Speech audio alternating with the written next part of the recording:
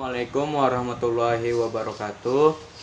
Perkenalkan, nama saya Muhammad Rayhan Farija dari kelas 12 OTKP.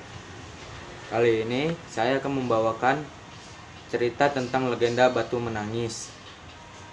Di sebuah bukit yang jauh dari desa, di daerah Kalimantan, hiduplah seorang janda miskin dan seorang anak gadisnya. Anak gadis janda itu sangat cantik, jelita. Namun sayang, ia mempunyai perilaku yang amat buruk. Gadis itu amat pemalas, tak pernah membantu ibunya melakukan pekerjaan rumahnya. Kerjanya hanya bersolek setiap hari. Selain pemalas, anak gadis itu sikapnya manja sekali. Segala permintaannya harus dituruti. Setiap kali ia meminta sesuatu kepada ibunya harus dikabulkan, tanpa memperdulikan keadaan ibunya yang miskin. Setiap hari harus membanting tulang mencari sesuap nasi.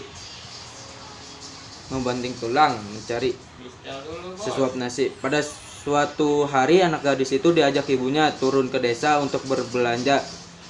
Letak pasar desa itu amat jauh, sehingga mereka harus berjalan kaki. Yang cukup melelahkan, anak gadis itu berjalan melenggang dengan memakai pakaian bagus dan bersolek agar orang di jalan yang melihatnya nanti akan mengagumi kecantikannya. Sementara ibunya berjalan di belakang sambil membawa keranjang dengan pakaian sangat dekil. Karena mereka hidup di tempat terpencil, tak seorang pun mengetahui bahwa kedua perempuan yang berjalan itu adalah ibu dan anak. Ketika mereka mulai memasuki desa, orang-orang desa memandangi mereka begitu terpesona melihat kecantikan anak gadis itu. Terutama para pemuda di desa yang tak puas-puasnya memandang wajah gadis itu. Namun ketika melihat orang yang berjalan di belakang gadis itu, sungguh kontras keadaannya. Hal itu membuat orang-orang bertanya-tanya. Di antara orang yang melihatnya itu, seorang pemuda mendekati dan bertanya kepada gadis itu, "Hai gadis cantik, apakah yang berjalan di belakang itu ibumu?" Namun apa jawaban anak gadis itu? "Bukan," katanya dengan angkuh, "ia adalah pembantuku."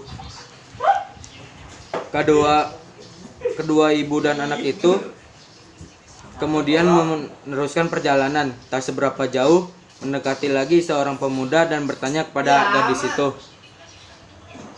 "Hai manis,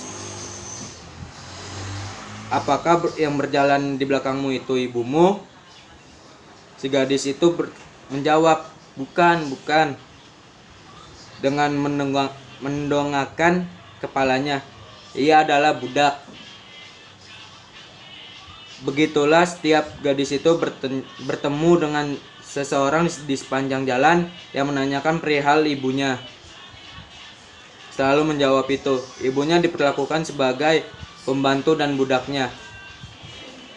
Pada mulanya mendengar jawaban putrinya yang durhaka, jika ditanya orang, si ibu masih dapat menahan diri.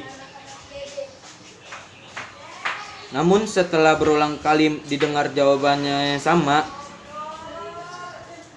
akhirnya si ibu yang malang itu tak dapat menahan diri, dan si ibu hanya bisa berdoa. Sekian dari saya.